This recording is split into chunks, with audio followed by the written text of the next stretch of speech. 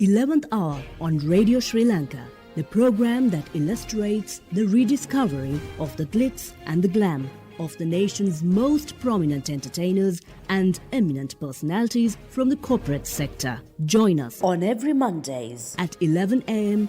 exclusively on Radio Sri Lanka, 97.4 and 97.6 FM island-wide.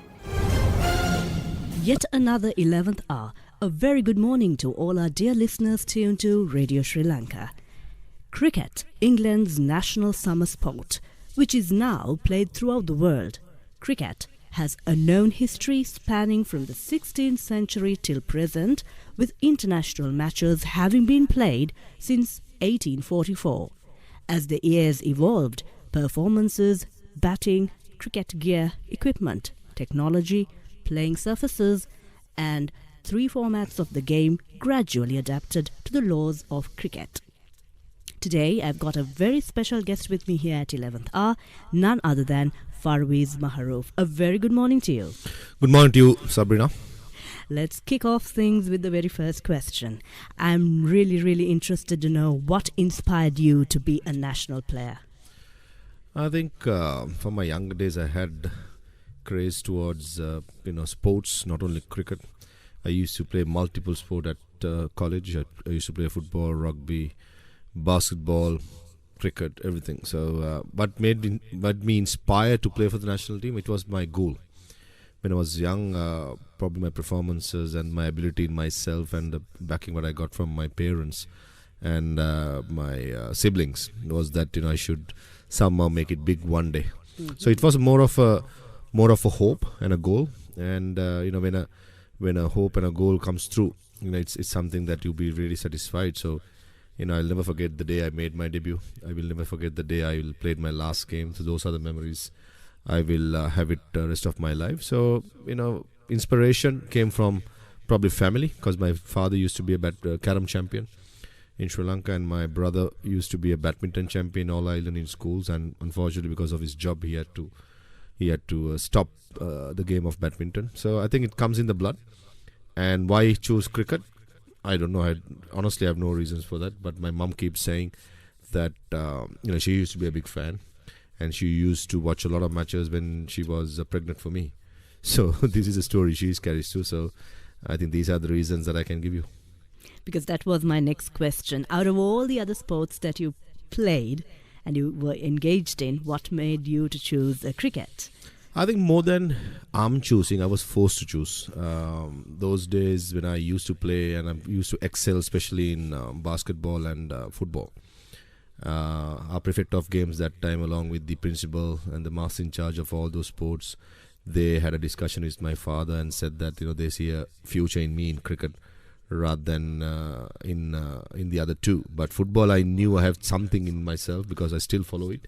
And I still play as long as I get some time. And also, I actually was really good in cricket when I was young. When I was about 11 years, I broke so many records by then. So that's why I think I chose cricket, because I didn't want to. I was forced to start with. And I'm pretty happy with the decision what the gentleman took then. I made a career where, most of the other cricketers dream of having it. So I think I'm blessed, and I was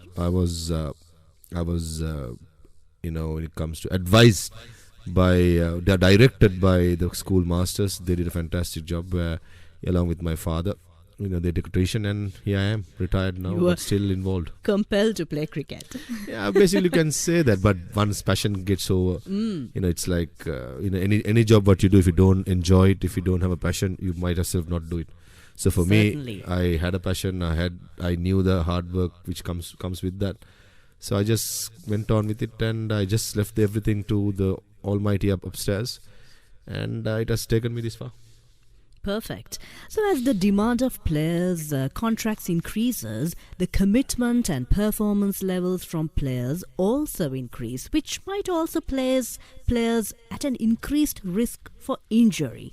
What sort of an opinion do you share regarding this? I think it's, as a professional player, you're bound to get injured anytime. And injury doesn't let you know when they come or when they don't come. When it happens, it happens. But nowadays, most of the players are insured as well. So that's something that these players have in their back of their mind as well.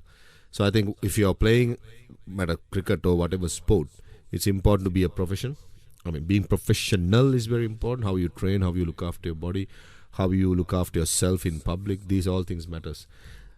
Demands will only get high because so much cricket being played nowadays, international cricket, franchise cricket, domestic cricket, you name it. Right throughout the year, out of 365 days, I believe close to 250 days players play cricket if they keep fit. So to do that, you got to be professional, not only in the field, off the field, how you prepare for games and tournaments.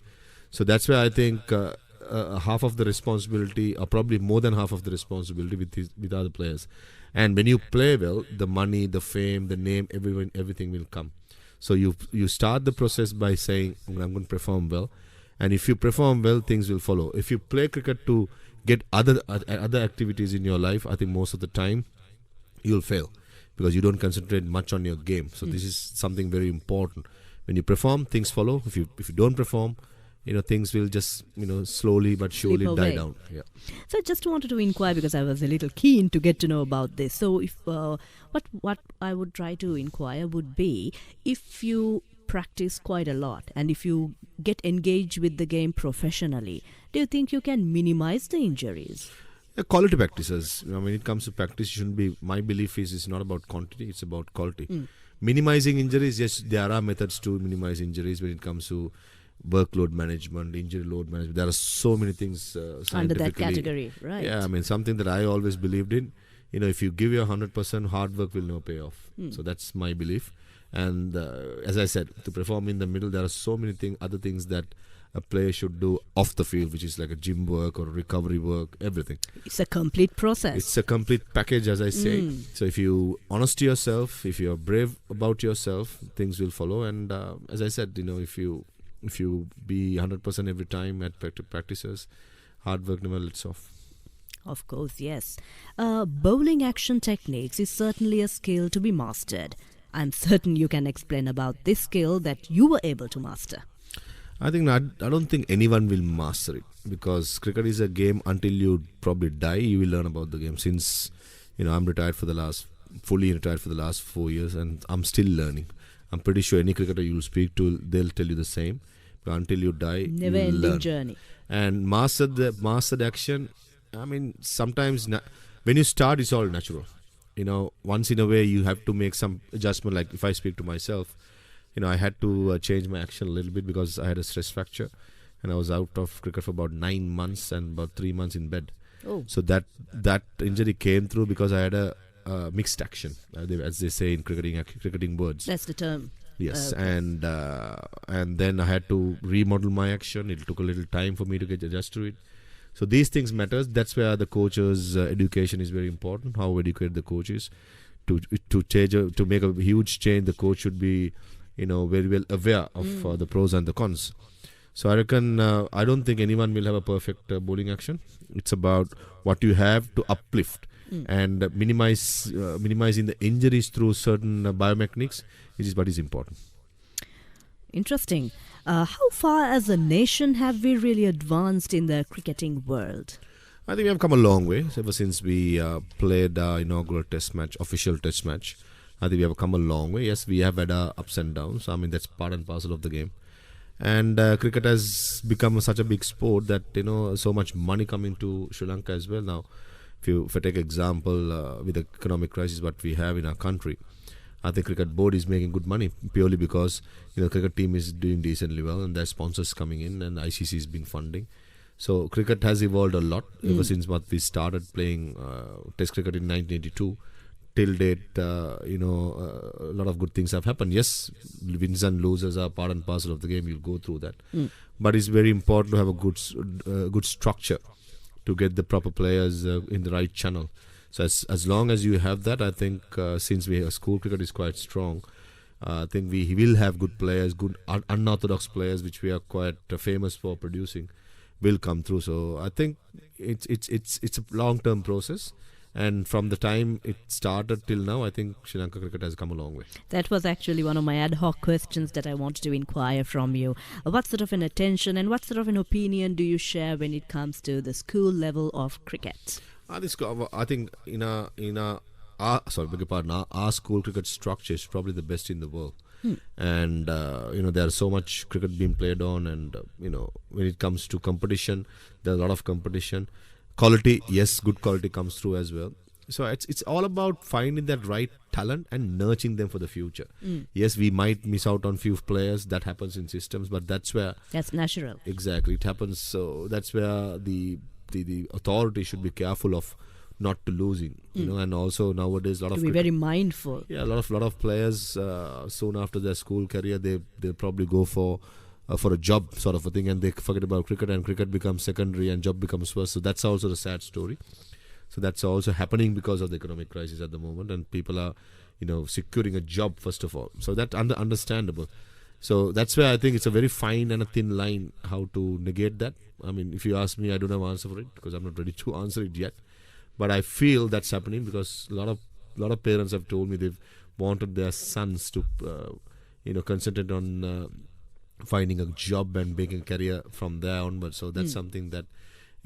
Which was not thought of before. No, I mean, when I started, I'll talk to myself. Yes. My mother always wanted for me to work, do a bank job, this and that. But my father saw me something, so he kept on pushing me. So I reached a level where, as I said, most of the parents will want to get their sons above. And similarly, I have a son. I want my son to be probably better than me or me, but it's going to be hard work because the worlds are changing.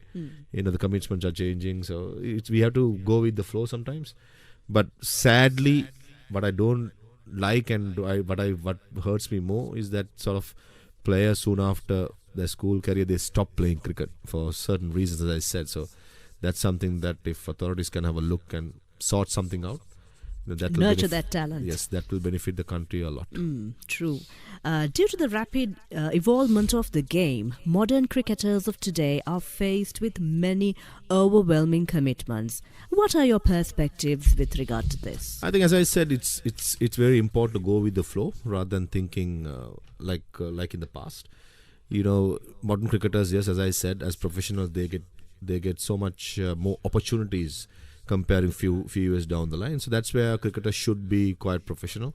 Yes, of course, definitely every time a national cricketer, the commitment should be number one priority is the national team.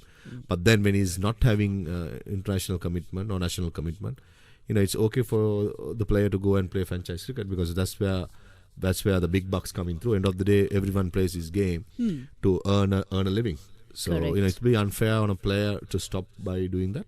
So I'm a strong believer as long as there is no international cricket, a player playing franchise cricket, I'm totally fine with it because two things. Number one, you're playing with probably the best players around the world. You will learn a lot and you will improve your game. And also financially, when you're getting secured, that confidence cannot be matched with anything else. So these are the things how I see it. Very interesting conversation, of course. So the game better known as cricket continued with success for many years to treat itself as a sport format and was long regarded, of course, as a national symbol and as a community enterprise rather than an industry per se. There are many advancements in the game of cricket, and it is evident that the game has evolved considerably over the years. I sincerely thank you for being here on 11th Hour, Farveez Maharoof. Thank you so much for connecting with us. Thank you for having me, Sabrina. Sabrina Zawahir signing off from 11th Hour.